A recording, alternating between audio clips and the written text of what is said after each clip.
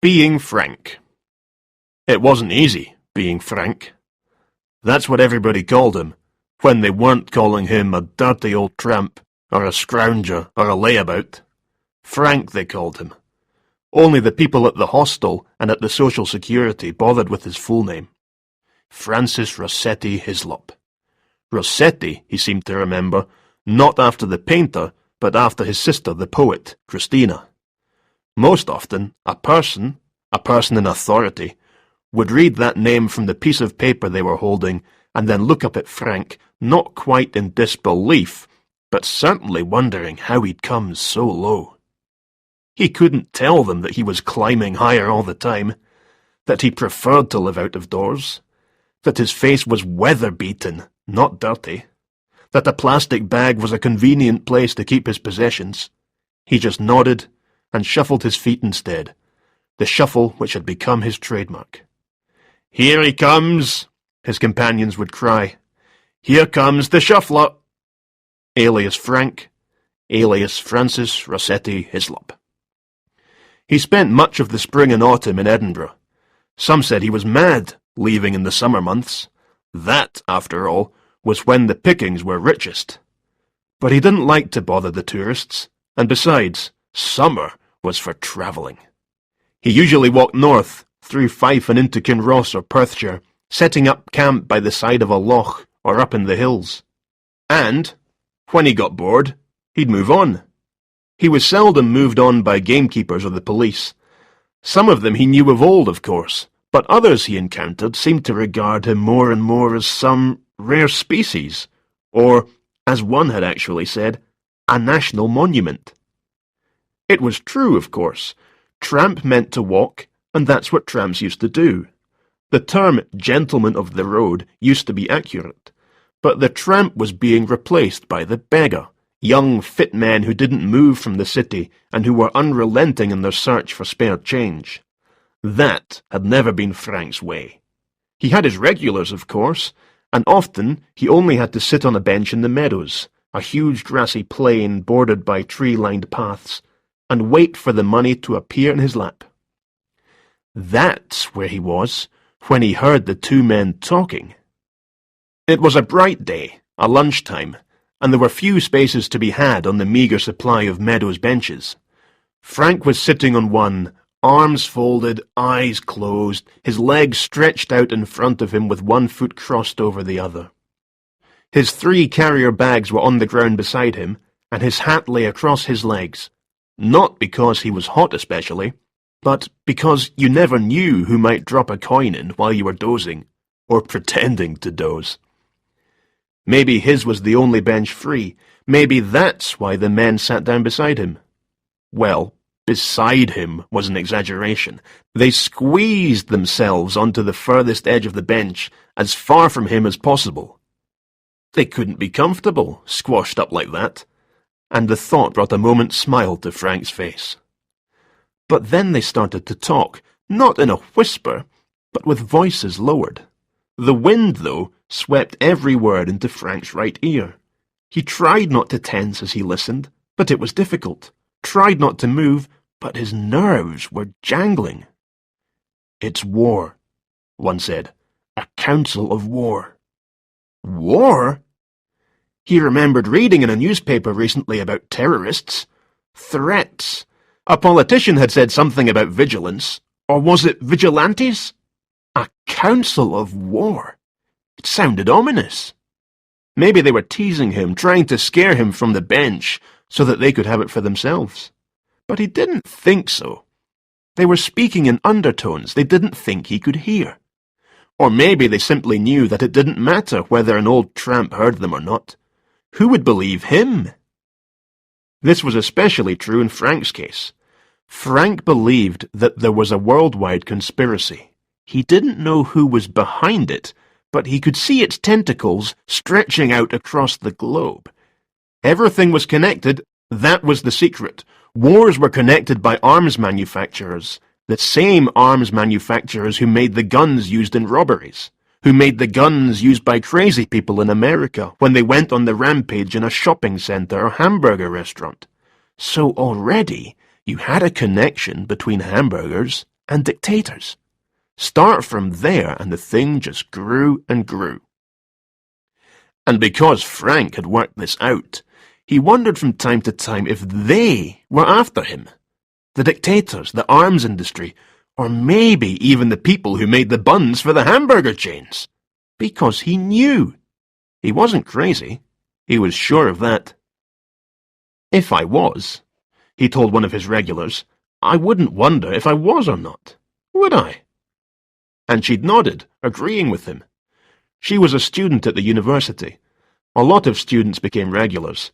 They lived in Tollcross, Marchmont, Morningside, and had to pass through the meadows on the way to the university buildings in George Square. She was studying psychology, and she told Frank something. You've got what they call an active fantasy life. Yes, he knew that. He made up lots of things, told himself stories. They whiled away the time. He pretended he'd been an RAF pilot, a spy, minor royalty, a slave trader in Africa, a poet in Paris.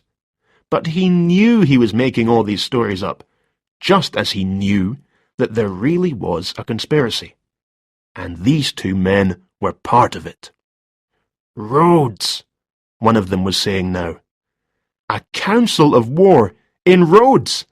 So there was a Greek connection too. Well, that made sense. He remembered stories about the generals and their junta.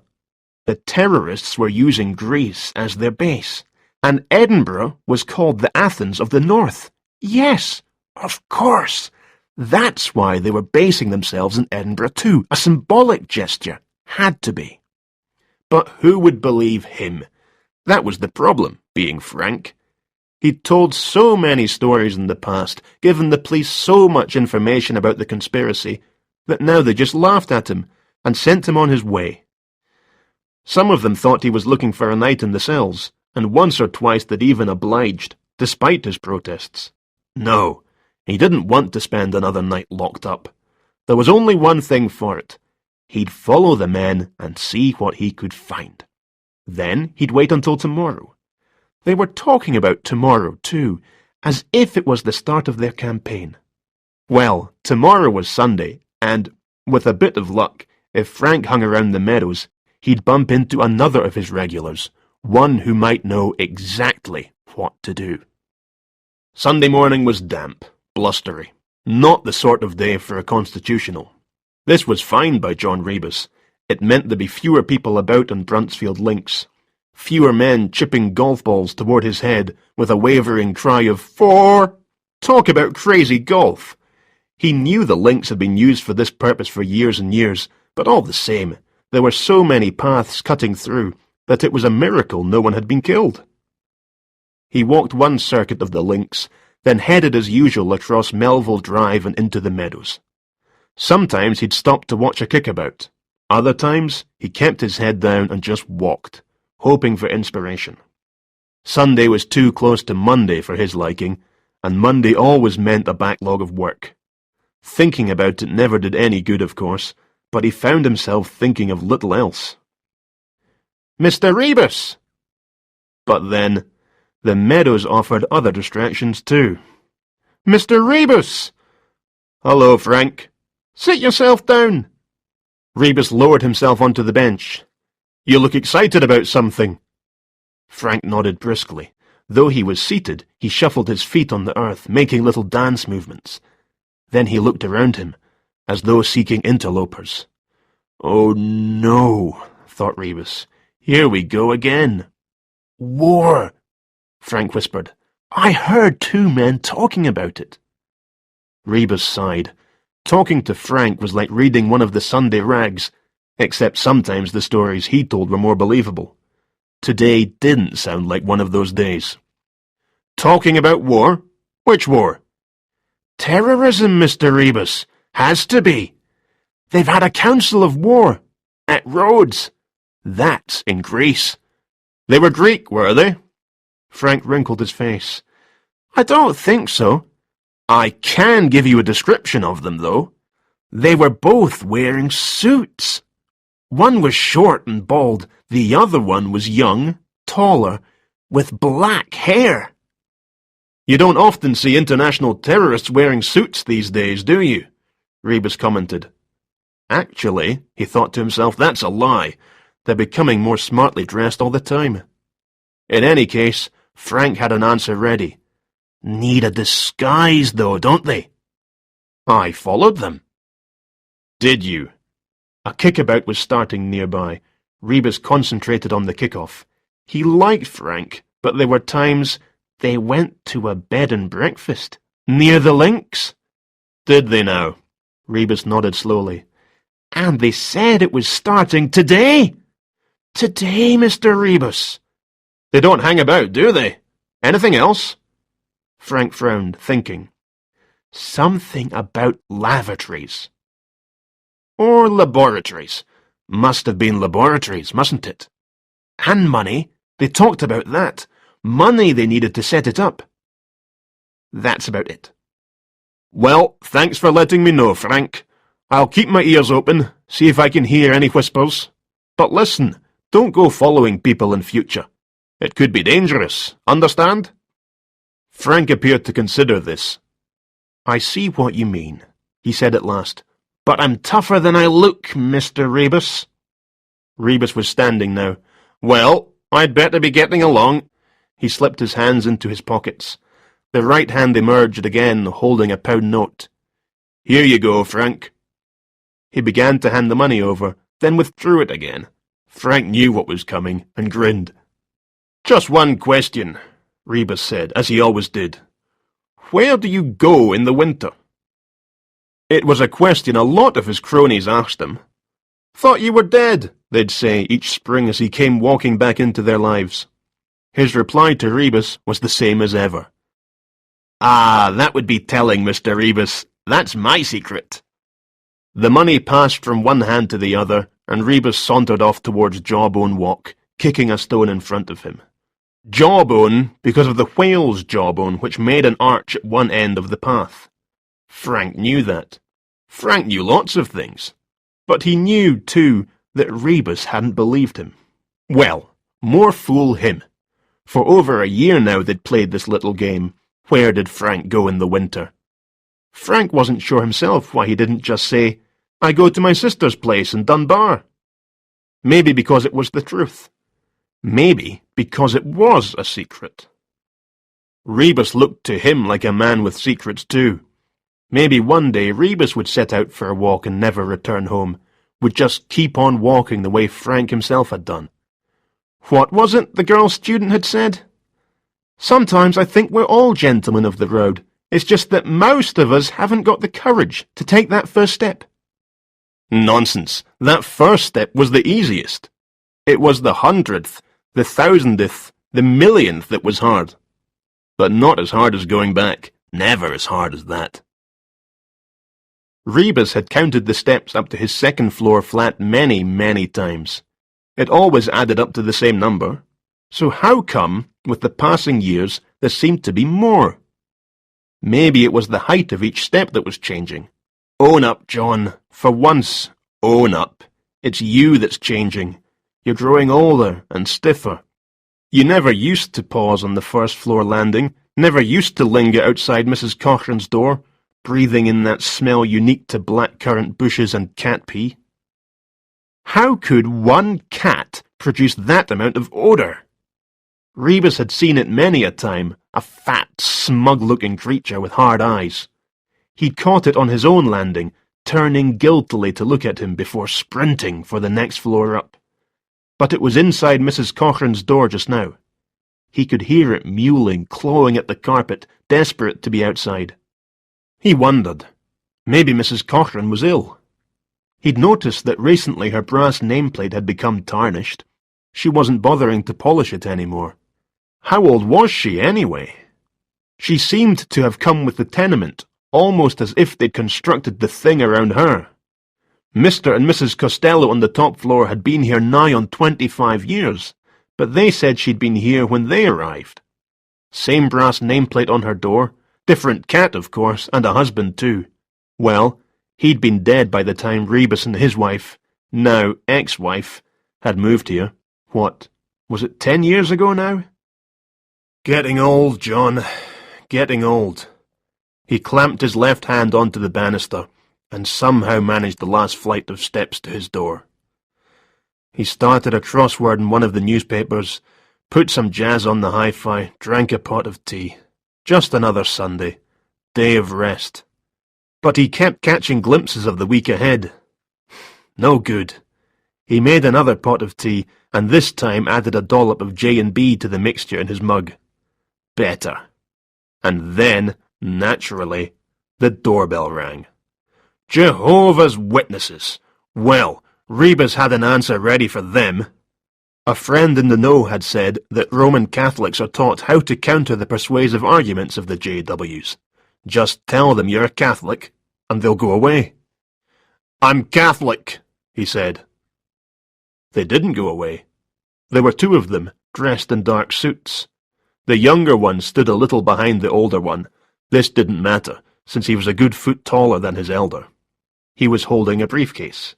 The chief, however, held only a piece of paper. He was frowning, glancing towards this. He looked at Rebus, sizing him up, then back to the paper. He didn't appear to have heard what Rebus said. I'm Catholic, Rebus repeated, but hollowly. The man shook his head. Maybe they were foreign missionaries, come to convert the heathen. He consulted his scrap of paper again.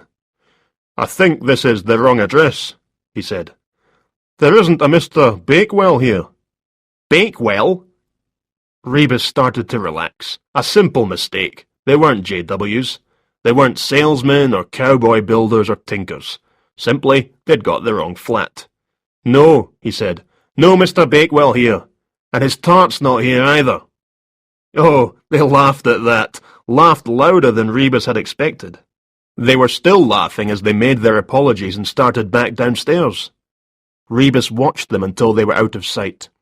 He'd stopped laughing almost before they'd begun. He checked that his keys were in his pocket, then slammed shut his door, but with himself still out on the landing. Their footsteps sent sibilant echoes up towards the skylight. What was it about them? If pressed, he couldn't have said. There was just something. The way the smaller, older man had seemed to weigh him up in a moment, then mentioned Bakewell. The way the younger man had laughed so heartily, as if it were such a release. A release of what? Tension, obviously. The footsteps had stopped, outside Mrs. Cochrane's door. Yes, that was the ting-ting-ting of her antiquated doorbell, the kind you pulled, tightening and releasing the spring on a bell inside the door which was now being pulled open. The older man spoke. Mrs. Cochrane? Well, they'd got that name right. But then, it was on her nameplate, wasn't it? Anyone could have guessed at it. Aye. Mrs. Cochrane, Rebus knew, was not unique in making this sound not only questioning, but like a whole sentence. Yes, I'm Mrs. Cochrane, and who might you be, and what do you want? Councillor Waugh. Councillor? No, there was no problem. Rebus had paid his poll tax, always put his bin bags out the night before, never earlier. They might be after Bakewell, but Rebus was in the clear. It's about the roadworks. Roadworks? Echoed Mrs. Cochrane. Roadworks? Thought Rebus. Yes, roadworks. Digging up the roads. You made a complaint about the roads. I've come to talk to you about it. Roadworks? Here, you mean? He was patient. Rebus had to grant him that. That's right, Mrs. Cochrane. The road outside. There was a bit more of this, then they all went indoors to talk over Mrs. Cochrane's grievances. Rebus opened his own door and went in too. Then, realizing, he slapped his hand against his head. These were the two men shuffling Frank had been talking about. Of course they were, only Frank had misheard. Council of War was Councillor Waugh. Roads was roads. What else had Frank said? Something about money. Well, that might be the money for the repairs. That it was all planned to start on Sunday, and here they were, on Sunday, ready to talk to the residents about roadworks. What roadworks? The road outside was clear, and Rebus hadn't heard any gossip concerning work about to start. Something else Frank had heard them say. Lavatories or laboratories. Of course, his own cherished conspiracy theory had made him plump for laboratories. But what if he'd misheard again? Where did lavatories fit into the scheme? And if, as seemed certain, these were the two men, what was a local councillor doing staying at a bed and breakfast? Maybe he owned it, of course. Maybe it was run by his wife. Rebus was a couple of paces further down his hall when it hit him. He stopped dead. Slow, John, slow. Blame the whiskey, maybe. And Jesus, wasn't it so obvious when you thought of it? He went back to his door, opened it quietly, and slipped out onto the landing. There was no such thing as silent movement on an Edinburgh stairwell. The sound of shoe on stone, a sound like sandpaper at work, was magnified and distorted, bouncing off the walls upwards and downwards. Rebus slipped off his shoes and left them on his landing, then started downstairs. He listened outside Mrs. Cochrane's door. Muffled voices from the living room. The layout of her flat was the same as Rebus's own, a long hallway of which were half a dozen doors, the last of which, actually around a corner, led to the living room. He crouched down and pushed open the letterbox. The cat was just inside the door, and it swiped at him with its paw. He let the hinge fall back. Then he tried the door handle, which turned. The door opened. The cat swept past him and down the stairs. Rebus began to feel that the odds were going his way. The door was open just wide enough to allow him to squeeze inside. Open it an inch or two further, he knew, and it creaked with the almightiest groan. He tiptoed into the hallway. Councillor Waugh's voice boomed from the living room. "Bowel trouble! Terrible in a man so young!" Yes, he'd no doubt be explaining why his assistant was taking so long in the lavatory. That was the excuse they always made. Well, either that or a drink of water. Rebus passed the toilet. The door wasn't locked, and the tiny closet was empty. He pushed open the next door along, Mrs. Cochrane's bedroom. The young man was closing the wardrobe doors. "Well," said Rebus, "I hope you didn't think that was the toilet." The man jerked around. Rebus filled the doorway. There was no way past him. The only way to get out was to go through him. And that's what the man tried, charging at the doorway, head low. Rebus stood back a little, giving himself room and time, and brought his knee up hard, aiming for the bridge of the nose, but finding mouth instead. Well, it was an imprecise science, wasn't it? The man flew backwards like a discarded rag doll and fell onto the bed, flat out, to Rebus's satisfaction. They'd heard the noise, of course, and the councillor was already on his way, but he too would need to get past Rebus to reach the front door. He stopped short. Rebus nodded slowly. "Very wise," he said. "Your colleague's going to need some new teeth when he wakes up. I'm a police officer, by the way, and you, councillor, are under arrest." "Arresting the councillor?" This from Mrs. Cochrane, who had appeared in the hall. "He's no more a councillor than I am, Mrs. Cochrane. He's a con man. His partner's been raking through your bedroom." "What?" She went to look. "Bakewell," Rebus said, smiling. They would try the same ruse at every door where they didn't fancy their chances. Sorry, wrong address, and on to the next potential sucker, until they found someone old enough or gullible enough. Rebus was trying to remember if Mrs. Cochrane had a telephone. Yes, there was one in her living room, wasn't there? He gestured to his prisoner. "Let's go back into the living room," he said. Rebus could call the station from there. Mrs. Cochrane was back beside him. "Blood and my good quilt," she muttered. Then she saw that Rebus was in his stocking soles. "You'll get chilblains, son," she said. "Mark my words, you should take better care of yourself, living on your own like that. You need somebody to look after you. Mark my words. He told me he was a councillor. Would you credit it? And me been wanting to talk to them for ages about the dog's mess and the links." "Hello, Shuffler." "Mr. Rebus. Day off, is it? Don't usually see you around here during the week." Frank was back on his bench, a newspaper spread out on his lap. One of yesterday's papers. It contained a story about some black magic conspiracy in the United States. Wealthy people, it was reckoned, influential people, taking part in orgies and rituals. Yes, and the arms manufacturers would be there too. That's how they got to know the politicians and the bankers. It all connected. No, I'm off to work in a minute. Just thought I'd stop by. Here. He was holding out a £10 note. Frank looked at it suspiciously, moved his hand towards it, and took it. What? Didn't Rebus even want to ask him the question? You were right, Rebus was saying. What you told me about those two men, dead right. Well, nearly dead right. Keep your ears open, Frank, and in future I'll try to keep my ears open when you talk to me. And then he turned and was walking away, back across the grass towards Marchmont. Frank stared at the money. £10! Enough to finance another long walk. He needed a long walk to clear his head. Now that they'd had the Council of War at Rhodes, the laboratories would be making potions for satanic rituals. They'd put the politicians in a trance, and... No, it didn't bear thinking about. Mr. Rebus, he called. Mr. Rebus! I go to my sister's. She lives in Dunbar. That's where I go in the winter. But if the distant figure heard him, it made no sign. Just kept on walking. Frank shuffled his feet.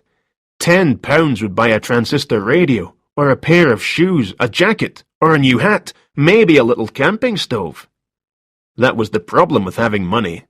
You ended up with decisions to make. And if you bought anything, where would you put it? He'd need either to ditch something or to start on another carrier bag. That was the problem, being Frank.